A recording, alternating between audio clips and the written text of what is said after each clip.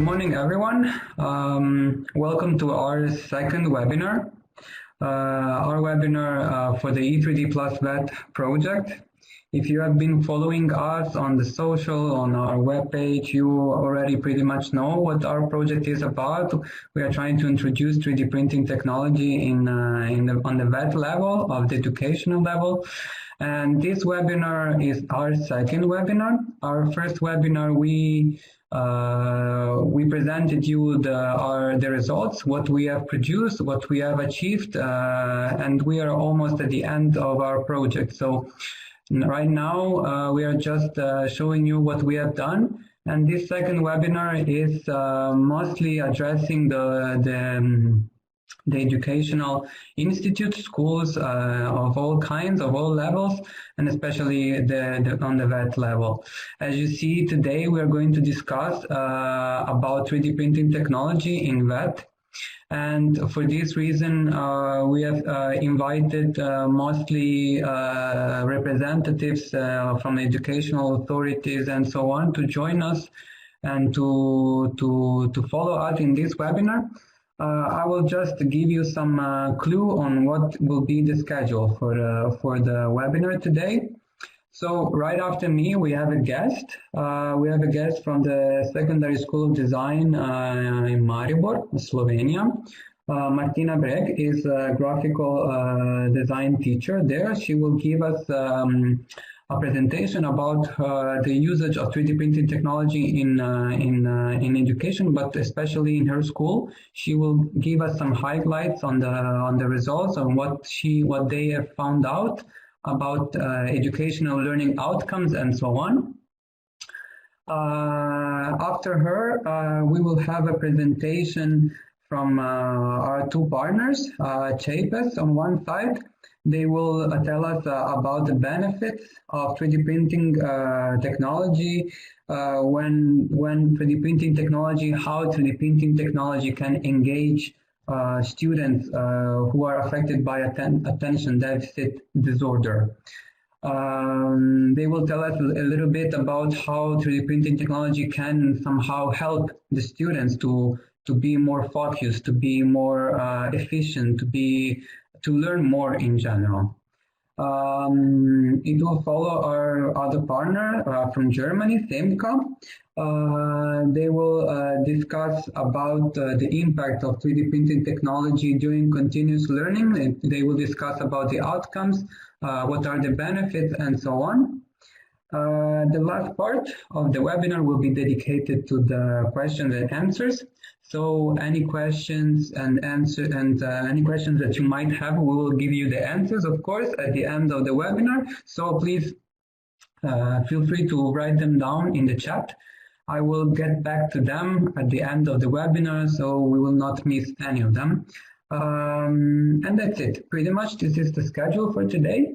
So I would say let's go ahead, and I would ask Martina to share her presentation with us and to talk a little bit about 3D printing technology in her school. So hello everybody. In my short presentation, I will explain some facts about 3D printing, that I will describe it, how it is used in education in Slovenia. And at the end of my presentation, I will show you how we are using it in our school. So first, let me start with some facts. 3D printing is being more and more useful and adopted in educational process and in programs. What I would like to say that benefits are especially with approach. With printed models, we can assure hands-on learning. It can be included in all levels of education. It is very popular to support students with attention deficit. I don't know how to say it in English, I'm sorry. So what is very important for us, that 3D printing in Slovenia is being integrated in education. Why? From primary school to secondary school, there has been a lot of educational programs also for teachers about modeling and 3D printing, and also our school is attending national event 3D Print in Slovenia. Almost every year, a lot of teachers are attending that seminar. What about the next thing is something about our school. I would like to explain that our school is 73 years old. Before we named it to design school, it was a school for textile. We are right now educating at 3 different professions: hairdressers, media technicians, and designers. In designers, we mean graphic designer, industrial designer, and fashion designer. And at the moment, we have around 700 students in total. The next thing I would like to introduce is how we started to implementing 3D printing in school. First of all, we got that one 3D printer in 2017, the Ultra Z500, and we started modeling by classes such as graphic design, animation, and modeling. And after that, we used 3D printed models also in other subjects, such as geography, biology for hairdressers, math, and art. At the moment, we have only one 3D printer, but in very short time, we will have another one who will be much more faster and more accurate. We are using FDM for all our models. For example, we can see that lithospheric globe for geography. Then we can see 3 models that are used for math in exercises. And in art, we use that Kuros and Greek ancient pillar. What I would like to say is that students' perspective, students were very interesting in 3D printing. First of all, they didn't know what 3D printer is, but when they saw the models, they saw how it is working. I think they were like pretty much all of them very interesting. They liked it, and the classes, they said the classes were more dynamic, and also it is easier to learn and easier to visualize the topics. The teacher's perspective, we did some kind of experiment in math because I'm sorry, because it is a group of people, one class. We divided in 2 groups. One group had 3D models, and the other did not have. But everybody had the same exercise. It was about calculating the volume of some model. So what we have found out was very interesting for us, that that students with 3D models get results faster, and it was easier to understand with comparison to the group without 3D models. So this was especially good among students with attention deficit, because they had like hands-on learning, and they can see the model, the volume, and everything. One thing that I would like to say that by teacher's perspective, the last thing is that it is very good, classes are interesting, students are like more focused, everything is great, but for teacher, I see that it is a lot of preparation. Also, it is like one bad thing, if I can say like that, it is that models can be time-consuming. Models are not always the same as we have on monitor, and sometimes printer is not so accurate. It's not so accurate enough to be like good for the subject. But I know that in near future we will solve all of that little problems and technical problems also. So this is what I was trying to explain. Thank you for your attention. Thank you very much. And that's it. So I'm Fulvio Grassidonio from Cyprus. We are going to present our presentation about the use of these tools, 3D printing and exercise for the specific learning in people with the specific learning disorders or difficulties.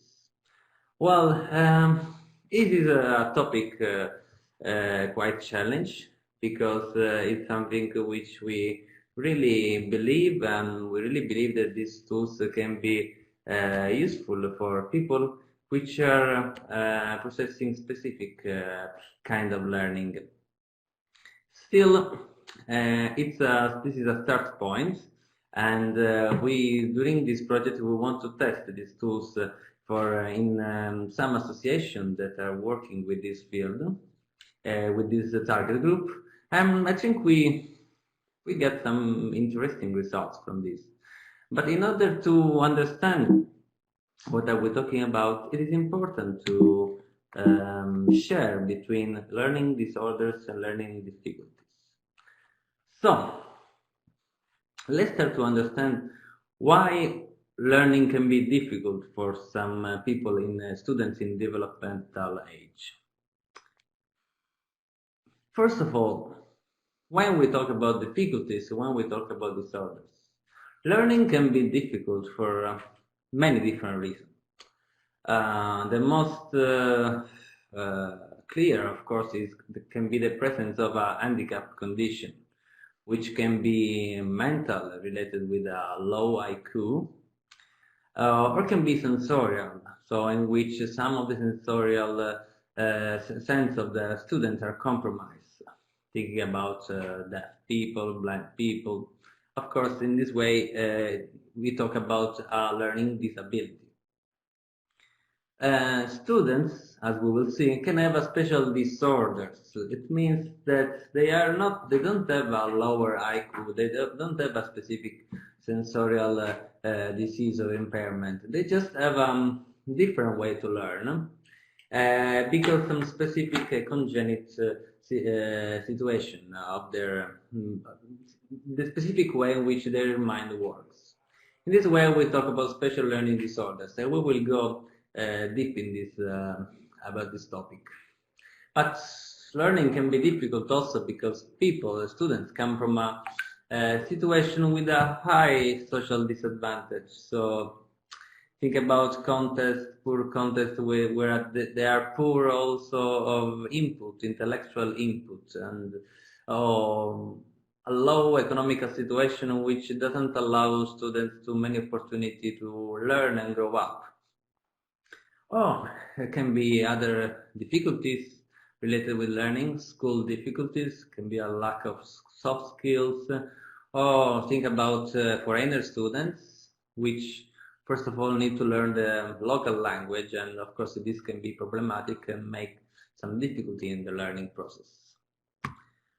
Still, the kind of difficulties which we are focusing more in this project, in other activity that we are carrying on, like as the chapters, are the specific learning disorders. So, and we also test and are testing in which way new technology, and especially 3D printing, can be a tools for educators and trainers and teachers that are working with this target group. Which are the aspects that define the special learning disorders?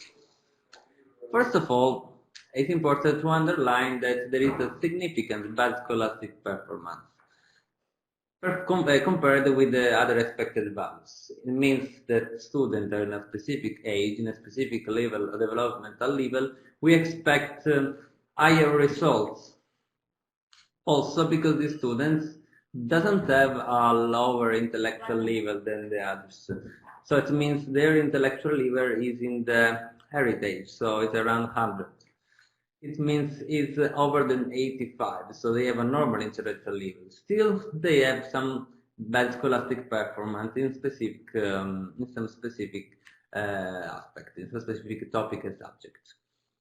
Of course, we are talking about people in developmental age, so all these things happen in the scholastic context.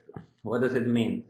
You cannot For example, if we talk about dyslexia, we cannot, an adult cannot be dyslexic after a normal developmental age and a normal scholastic period.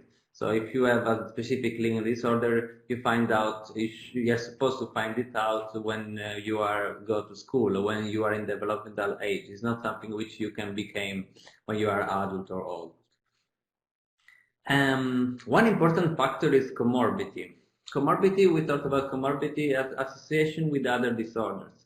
Sometimes it's not easy because to understand, to define a specific learning disorders, because we are talking about students which can have many problems. Also, like for example, hyperactivity or some problems to get focus. So often special learning disorder are associated with other disorders like attention disorders, for example, behavioral disorders, and one can be the cause of the other and vice versa. So it's also important to understand which is the main reason for that. Of course, there is neurobiological aspects are the main reason of these special learning disorders, but then of course the daily life, when you are in a context full of environmental inputs, intellectual inputs, of course this disorder can be even worse, but the original cause it's always neurobiological.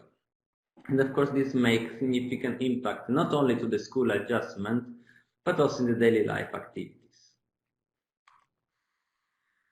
Now, which are these disorders? At least the most popular one. For sure, the most popular, the one that people always speak about, even often in a wrong way, is dyslexia. Dyslexia is a specific learning disorders that affects reading and related language-based process skills.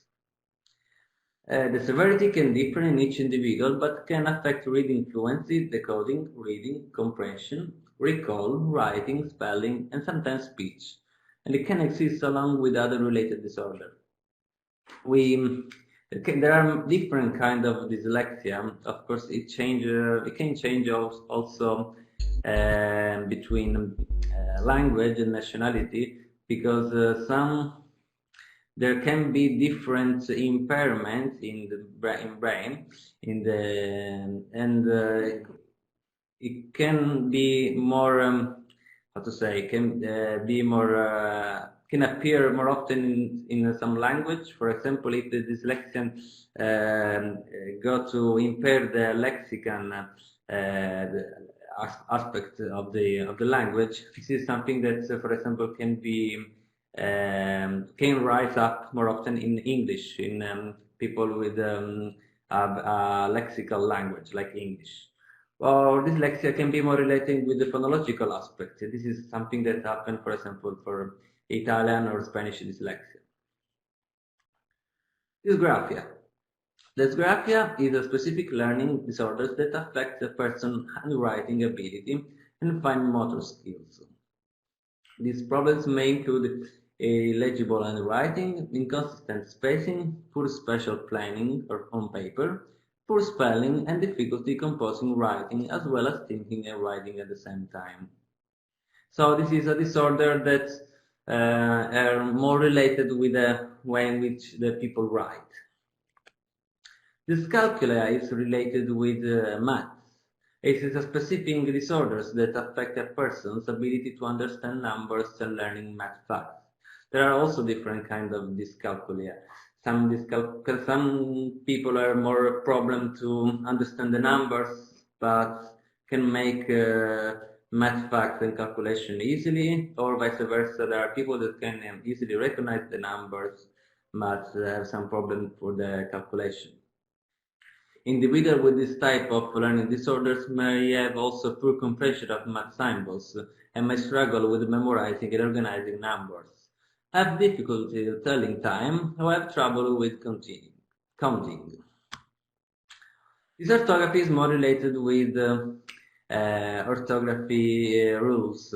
It's a language disorder that's the same family of dyslexia and dysgraphia, but these particular disorders mainly affect writing for being the people who suffer it unable to write words or orthographically adequate. So we are not talking about students which cannot achieve the same learning results of all the other students. We are talking of students that have a different way to work, which their function works in a different way. So they need a specific learning pathway that can increase their skills and their functions. Which are the functions that are involved in this in the learning process and that works in a bit different way in students with special learning disorders? Language, of course, because writing, reading are related with the language function, so the function that allows to transmit and receive information and knowledge. Memory. In cognitive psychology, we share between many kinds of memory. The short-term memory, long-term memory. But also, it's important to share between the memory for the events or for the contents and the procedural memory. So the memory that each person have to do something, to process something and to behave to doing something. It's a kind of RAM of the computer. So we also have this. And this is a kind of memory which sometimes are this procedural memory are impaired in students with special learning disorders. And attention, also attention is different. There are different kinds of attention. It, of course, is the function that allows to recover, have relevant information selection process. But it can be, there is the attention, for example, to some input that is a continuous input that is taking place for a long time, or the same input, or it can be attention related with different kind of inputs that are coming in a short period but in different moments. For example, think about the attention that you have when you play tennis, for example.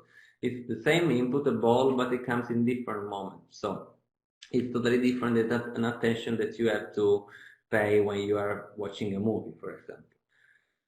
There can, at the same time, can be students with some problem in one kind of attention rather than another. So it's important to understand which kind of attention can be impaired in specific students. And of course, perception. Perception must not be confused with sensation, because some students can have a completely working sensory, but the perception is the capacity to have a cognitive process of the sensory information that reach our sense organ. For example, in many students with dyslexia have they can see like everyone else, but the perception that they have of the letters and the word that they're reading is different than students that are not dyslexia. Finally, it's important to share between executive function and practical function. The function which we are more focusing when we think about how 3D printing and the 3D printing models can help the students with special learning disorders are the executive function. In this field, in the field of neuropsychology, these executive functions are defined as those superior skills under the control of prefrontal cortex, which allow the planning, monitoring, and inhibition of adaptive and direct behaviors for a purpose. So they are temporal organization of experience, learning a use strategy, flexibility, abstraction, evaluativity, judgment, criticism. So are all the functions that are important not for the practical act of some behaviors, but to the idea to plan. And this is also very important when you are carrying out, when you are performing something at schools, rather than the practical functions that are more related with the movement and space. Now, I'm going to give you the floor to my colleague Alessia, which is going to show you how the models that we make, a consortium of E3D+VET, can allow students with special learning disorders. The idea is that increasing their sensorial, the sensorial lever of the topic and the subject you are studying can be very useful with students which can have some deficit in the executive function. There are many kinds of activity that can be specifically related with students with these executive function disorders, but sensomotorial input can be very important for their learning. And this is also the idea of the organization, non-profit organization, which we cooperate for our tests. But about this field, Alessia will tell you more. So thank you for your attention, and I leave the floor to Alessia. Hi to everyone. Now I'm talking about a real test that we organized inside the E3D+VET project. And with this text, we collaborate with an association, SEED association, that is based in Palermo, and it works with people with special learning disorders. First of all, we organized the two sections of this pilot into different days. The first day, CEPE staff introduced the students and educator of this association in the E3D+VET project, and then we give them some notion and information regarding the 3D printing, how it works, what we are going to do in that days, and so on. After that, all the project materials were presented, including the web platform, where educators had the possibility to register, to download, and to upload exercises developed with the 3D printing technologies. During the second day, the exercises were tested. The educators performed short lessons in which they explained the learning objective of each model, and they tested the real efficiency of the materials in a practical way. The test phase had numerous results because we give them some questionnaire before the pilot test and after the pilot test, and we collected all the data in a report that will be available on the E3D+VET website. In general, there is ample evidence that learning is enhanced through the active experience. This is especially true when spatial and physical concepts are involved that are difficult to visualize and understand abstractly, even with the help of simulation and virtual models. A study knowledge retention showed that only about 20% of knowledge is retained when only abstract conceptualization is involved, but as much 90% of this is retained when the concrete experience is involved. Students with types of disorder would benefit from physical teaching models even more directly. So we arrived at these results, and we hope that we can continue to test our models with people with the SPLD to understand if there are other possibility and activity to work with them. Thanks for your attention, and from our side is it's all. It's all. Thank you. Thank you. Thank you very much. And we can go ahead now. We have a final presentation from our German partners, SEMCA. They will present us the impact of 3D printing technology during continuous learning. So, Eckhart, are you ready? Yeah, can you hear me? Yes, we can hear you well. Okay, so I start my presentation. stop sharing. I can stop it. Hello. Okay, I share my screen. So now you should see it. Is it okay? Yes, we see it. Okay, thank you very much. So hello to everybody from Germany. My name is Eckhard and I'm the Deputy Director from the Seminar für Ausbildung und Fortbildung der Lehrkräfte in our project. It is called SEMCA.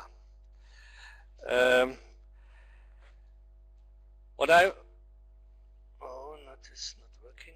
No. Okay. Today I want to talk about the impact of our work, the work of the consumption for our institution. But before that, I want to introduce our seminar a little bit to give you the chance to understand what we are doing here. First of all, we are a governmental body of the state of Baden-Württemberg, and our task is to train people who want to be a teacher at a governmental school. So normally our students come from the university with a master's degree. They enter our institution with a master's degree, and then we give an initial training for 1.5 years to them. During that time, they work parallel at a governmental school as a so-called teacher trainee. After they pass the final exams, they are allowed to work as a teacher at a governmental school, not a private school. They don't need our program for private schools, but for governmental schools, and then they work as a civil servant at these schools. But also during that time, SEMCA offers courses for further education of teachers in a sense of lifelong learning. So in the end, most of the teachers of Baden-Württemberg, the state of Baden-Württemberg, are in contact with SEMCA their whole working life long. As a governmental body, you can imagine that most of the relevant inputs of the first 1.5 years, the initial training, are fixed by law. But we are also allowed to create some complementary courses. We call them complementary courses, and in these courses we are free in what we are offering then, and we can react on relevant trends in the field of vocational education. And exactly here we can see the first relevant field for our ideas, the idea of our Erasmus project. If we bring teacher trainees in contact to 3D printing during the initial training in our institution, the impact to schools will be enormous. During our training of young teachers, the teachers can be very creative, they are free in mind, they work together in different groups of different disciplines like nursing, language teaching, technology and so on. And during this 1.5 years they start spreading the new ideas to their schools where they are working as teacher trainees as well, and encourage older colleagues to implement new ideas to their lessons. The courses we developed for this field we also use in the further education for teachers.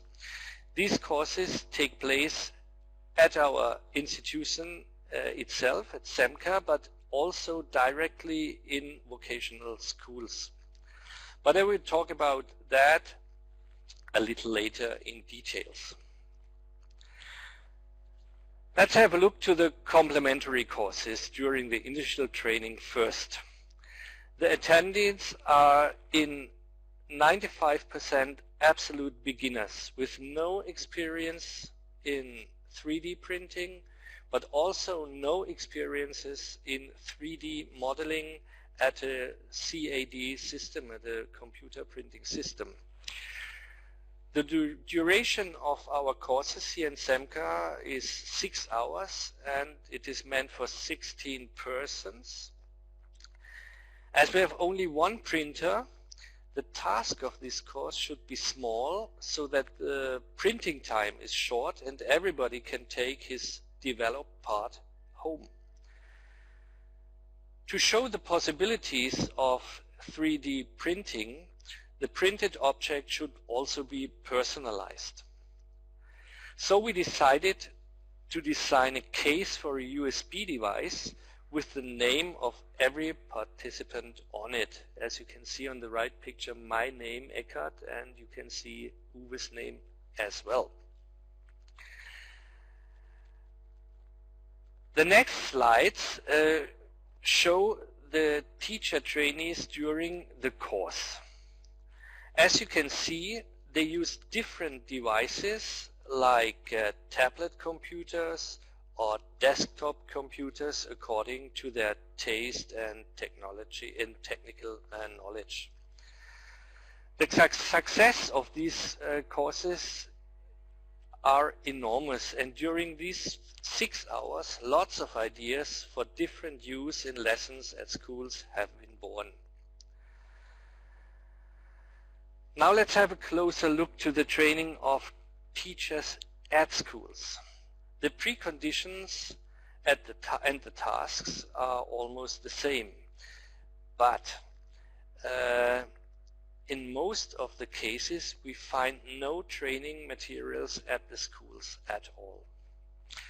To solve this problem, we decided to develop a portable and light case with all relevant material in it. So let's unbox this case to uncover the content. First, we see some printouts and DVDs. Lots of these materials were developed in our Erasmus Plus project, as you can see. But next to these, there is a lot more inside this case. To give you an overview of different 3D printing technologies, we added a lot of examples. Some of them are also a result of our project, as you can see here. But as we visit different schools, we can also find, for example, garments. You can find giveaways, for example. You can find dental examples. On the picture on the right, for example, you see a saucer for glasses, very soft material, but also 3D printed, where you can add, for example, the logo of your company very easily and print it out. Here we have a closer look to the paper prints. Next to our materials from the 3D printing project, you find books and worksheets to solve the given tasks. Everything is prepared in advance so the teachers at school can use it very easily. As a side effect of this, I have not talked about yet, is that classes from different schools visit SEMCA and they get in contact with 3D printing for the first time. Or our teacher trainees visit classes at different schools. Here the preconditions are different. Often there is only a short period of time available, and the size of the group of the classes is much bigger. As a result of this, the tasks have to be adapted to the scenario we find in the schools. So there is no fixed scenario prepared. But the interests of the students, on the right side you can see a class for medical assistances, is fabulous. To give you only 2 comments of students after the course. The first is I learned a lot and it was total fun. For example, the second is, I'm sure that this technology will find its way to my profession. Now I know something about it and I am prepared. So I think this is a big success of these short-term courses in classes as well. A direct impact on SEMCA is also the establishment of a 3D lab. Here we will go on developing 3D printing courses, but we will also include virtual reality and augmented reality as parts in it. In the last slides, I will give you an overview of the impact of our international project on SEMCA.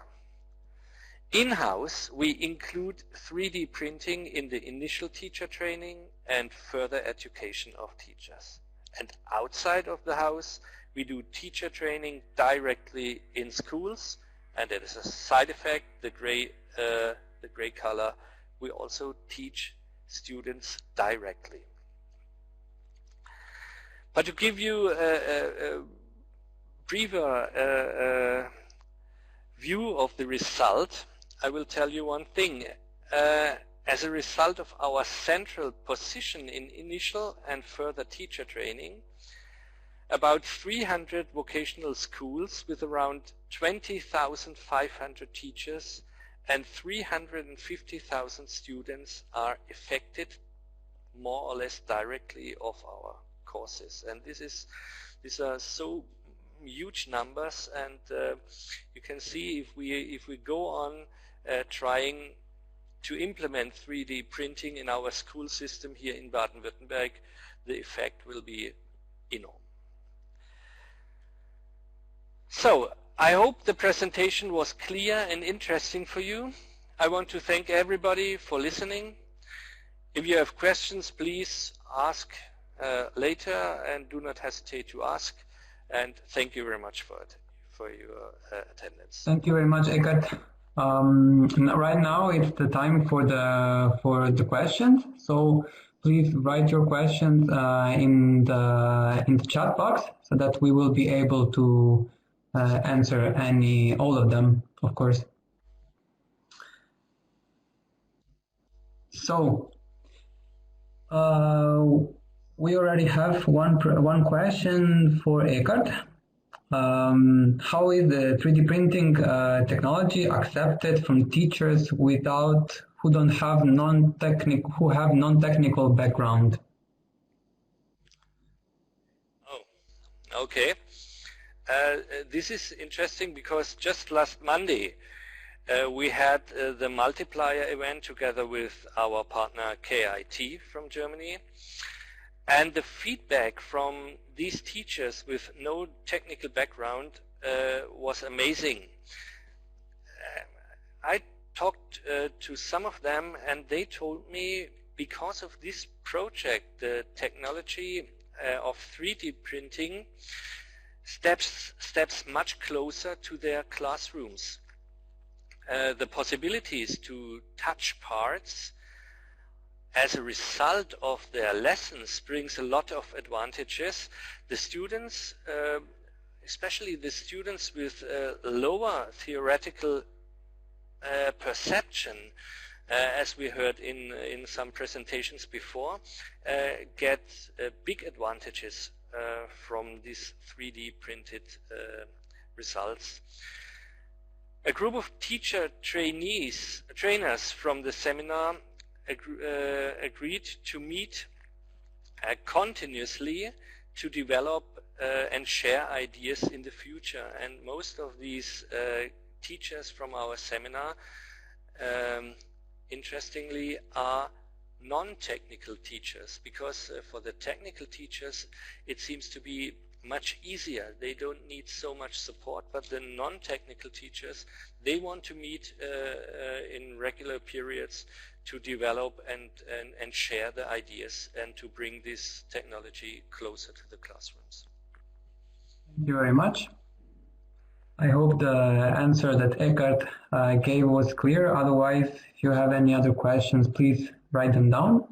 Let's move forward to another question. We have one from Victoria. She says, she asks, how can staff working with people with SPLD acquire 3D printing skills, and which could be the most appropriate tools for their work in relation with people with SPLD? So this question, I think it's best for our partners from CHAPES. Yes, we're very glad to answer. Well, from the test carried out and the numerous meetings that we held with the association that work with this target group, it emerged that an excellent tool is the training of staff. So to train the staff and making a practical course that help them to understand the potential of this technology, the 3D printing, and also how to use it. And also these models, those prototypes that are made with this technology have a very important role because it allows people with special learning disorders to memorize and understand some theoretical concept through, as I said before, a sensomotorial way to learn. So in this process, the senses touch and sight are 100% involved. These tools can be used, are the same than traditional one for educational training, but they cannot be used, of course, to making diagnosis of disorder. So of course, when we talk about these tools for special learning disorder, we talk about support to the learning process. Of course, we can make research, test, new projects to talk about how these tools can also help in the diagnosis of these things, but this is not something that we experiment or we test in this project because it wasn't the goal. So always keeping in mind that we are talking about support for special learning disorder in the learning process. I hope I answered to the question. Anyway, I'm still available to answer. Thank you very much. We have one more question. It says, when will the report on 3D printing and SPLD be available? Because Vicky is interested in the results. So, Fulvio, can you tell us when approximately this report published? Yes, I will tell you because we made the report, and for sure it will be on the website by the end of this month.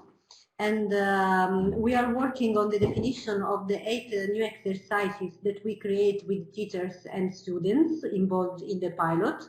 And as soon as they will be available on the E3D+VET platform, where we upload all the exercises developed during this project, we will also upload the report on the project website. So stay tuned in our social media account and our website to better know our project. I think that I answered. Yes, thank you very much. If you have any other questions, please write them in the chat. In the meantime, I would like to thank everyone for your attendance. I hope that this webinar was interesting for you. We tried to manage some kind of also examples and good practices from the school side, educational side, and so on. So I hope that this webinar was interesting for you. You could get some highlights on the topic of 3D printing technology, which is more and more involved in the educational system every day.